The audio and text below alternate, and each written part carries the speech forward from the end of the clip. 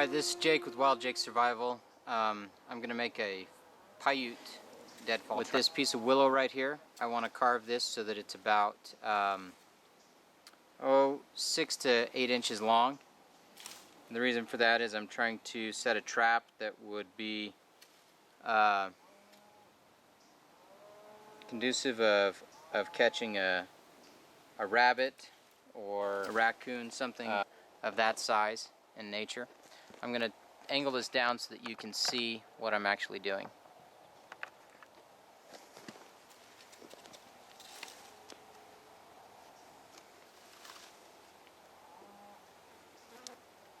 I'm going to take my knife and that mark that I made, I'm going to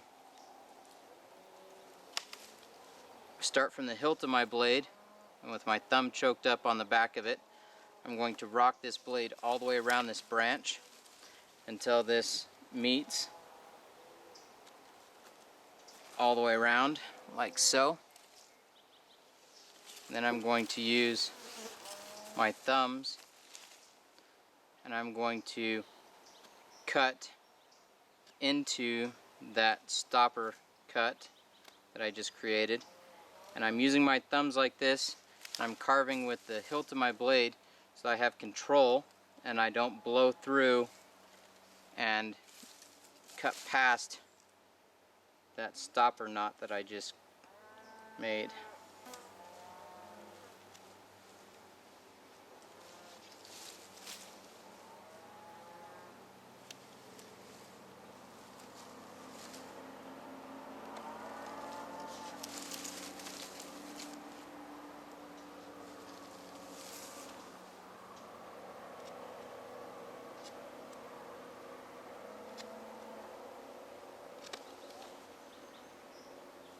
Now, to make this trap, we're going to need 2 pieces of wood that are the same length,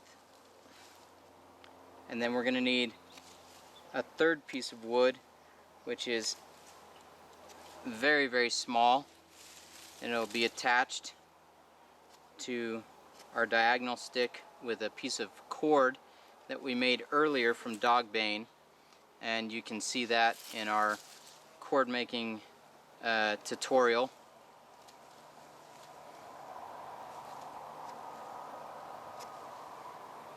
And you can find that on our website at wildjakes.com or on our YouTube channel at youtube.com/wildjakesurvival.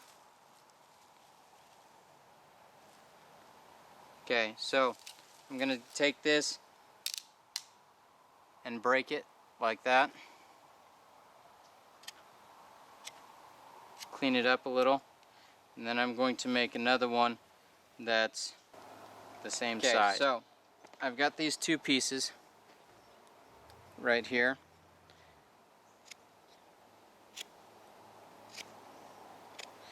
And one of them I'm going to need a long cut and a short cut, so I'm going to pick the piece that's the straightest. They're both kind of bent, so I don't think it's really going to matter too much right now. So I'll go ahead and use this one. On this side, I'm gonna, since it's curved in, I'm gonna make this my long cut, and I'm gonna make this side my short cut. A lesson that I've learned on past traps. So to make a long cut, I'm gonna start farther away from the edge and just carve into it until I hit the heartwood right here. Then I'm going to flip it over and carve the other side starting closer to the edge until I hit that heartwood.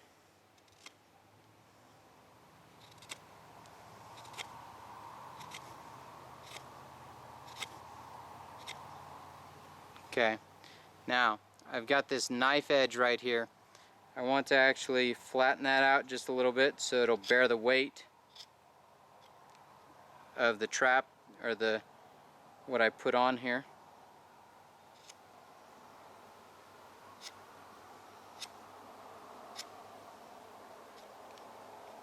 I want it narrow, but I don't want it so narrow that it actually breaks. So there we go.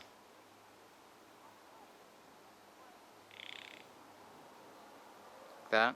Now, on this other piece, I'm going to put a whistle cut. And the way I'm going to do that is I'm going to back up about an inch from the top here, or the distance from my thumb tip to my first knuckle. I'm going to push straight down with the hilt of my blade so that I have control, and by choking up on my knife like this, and then I'm going to use my thumb, both my thumbs, as a guide so that I don't blow through that stopping cut. And with each slice I'm going to move farther back, cutting into it. When I get to the point where I need to get rid of that material, I'm going to go back over that same cut that I made, that initial downward cut, so that I can clean that up and get rid of all those shavings.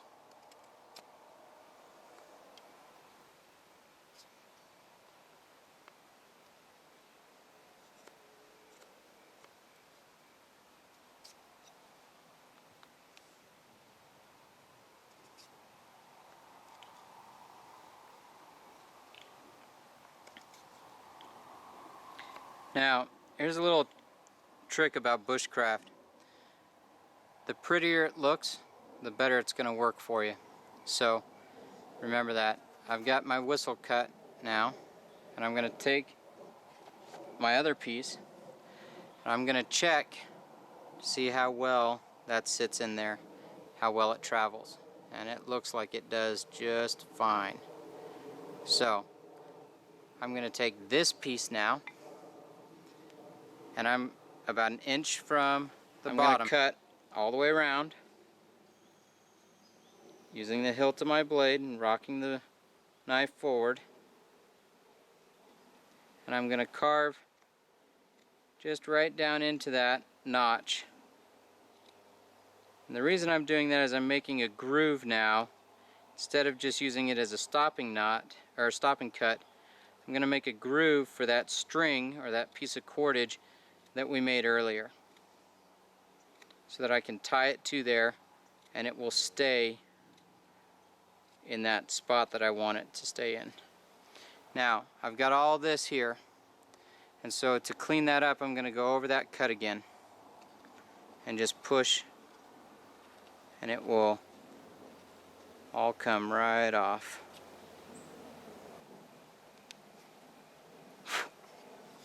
Okay.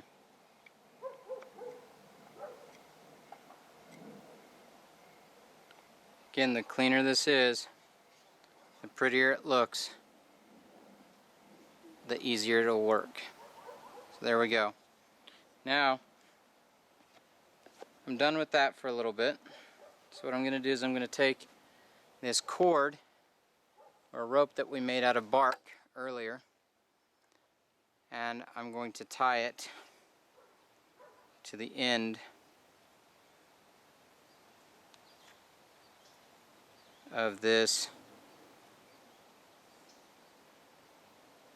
trap, this lever.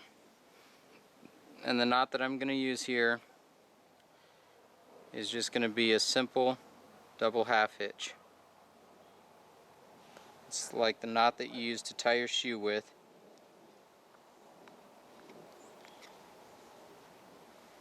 Okay, but I'm going to do it twice.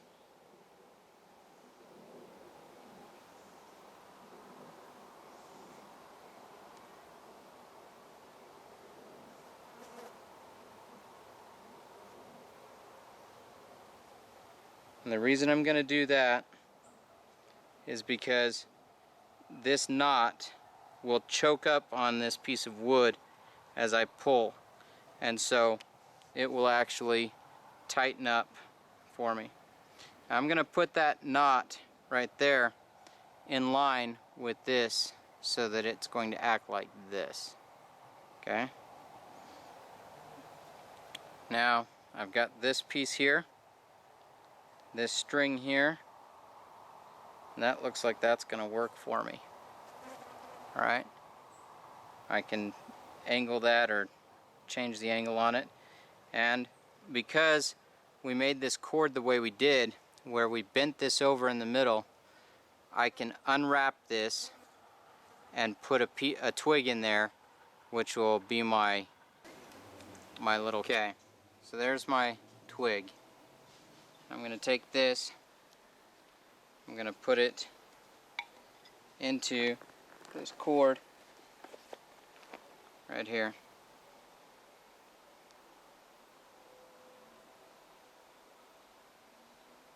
By unwrapping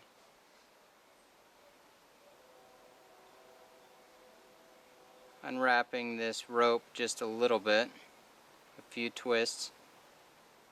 I'm going to put it there in the middle. Then I'm going to wrap this cord back up nice and tight. And that's going to hold.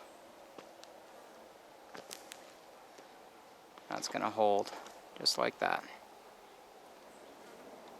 The neat thing about this trap, like I said earlier, is these pieces are intermixable because there's no real pieces that actually are fit together exactly or precisely. So I can take these and use this cord to tie these together and keep them together like this when I'm traveling, or I can mix and match this set. Now the trigger stick is something that I can find wherever I'm at when I go to actually set the trap, so I don't need to carry that with me. Okay, we're going to set a Piute trap now, and I'm going to show you how that's done. We're going to take our weight,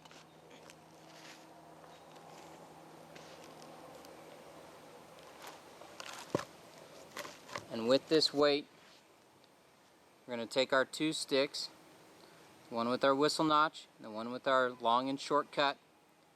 We're going to face the short cut or the long cut into the inside of the fore. We're going to take our string and we're going to wrap it around this in just a minute. First we want to pinch this upright between our thumb and our forefinger like this, making sure that our right hand is on this lever. We're going to lift our weight with our left hand, balancing it on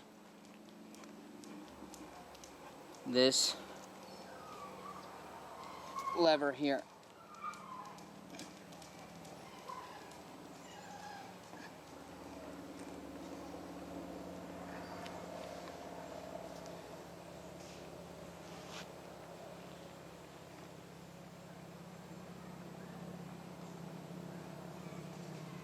Like so. Now, once we do this, this is where this becomes tricky, because this little string is going to pull around like this, and then we're going to use this to set this log or this weight so that it balances like that. To do that, we're going to need to find another piece of wood, and that piece of wood needs to be long enough to go from here all the way back to where our trap is touching the ground.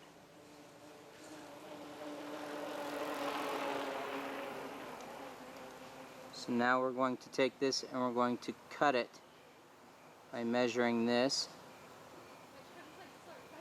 like so.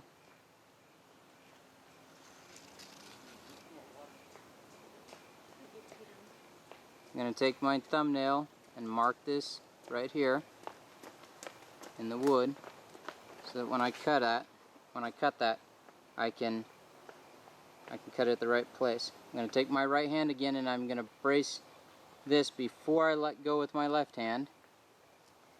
I'm going to remove this, let my weight fall, set this aside, and now I'm going to take this, and where I marked it with my thumbnail, I'm going to take my knife and I'm going to cut it off.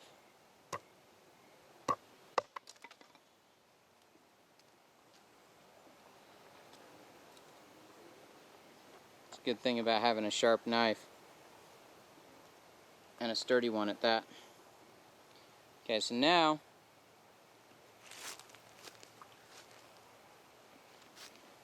I have the last piece that I need for my trigger. I'm going to reset this.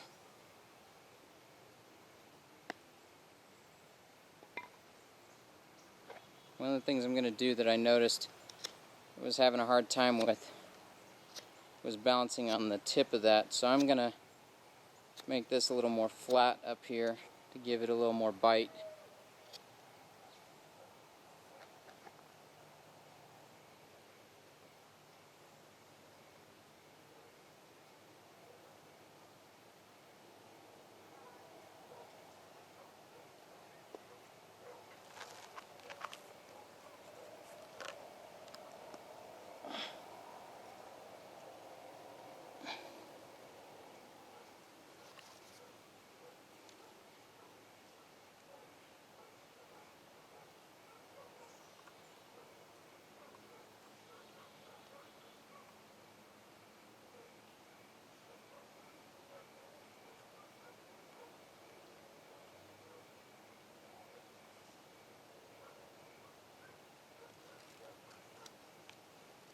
Now, this one is much more sensitive than the figure 4.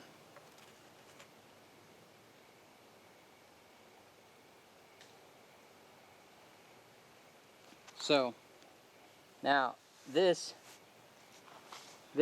right here acts like a tripwire.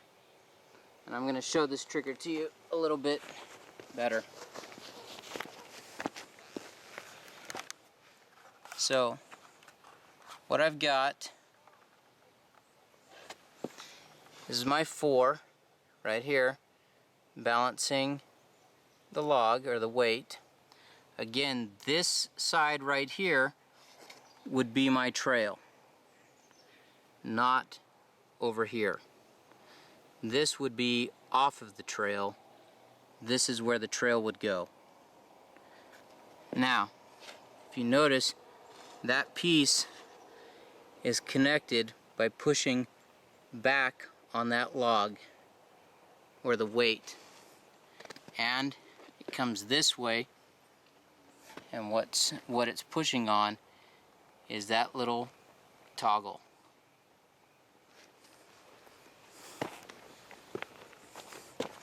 Right there. That's all that's holding that. That's all that's holding that from falling, is the weight of that trap itself pushing back on it.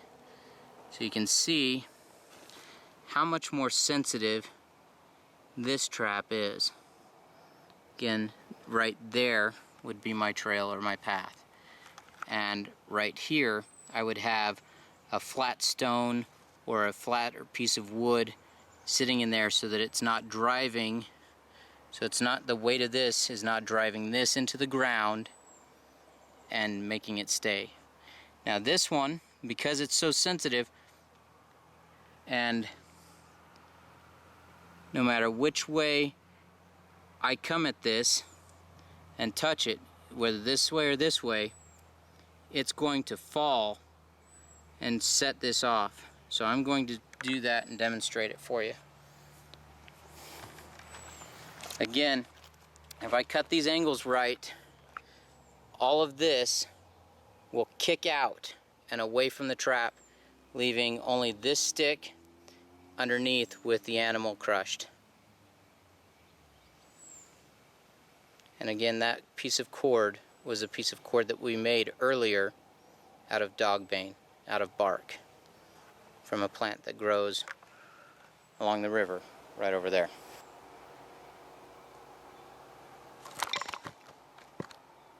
Thanks for watching Wild Jake's Survival.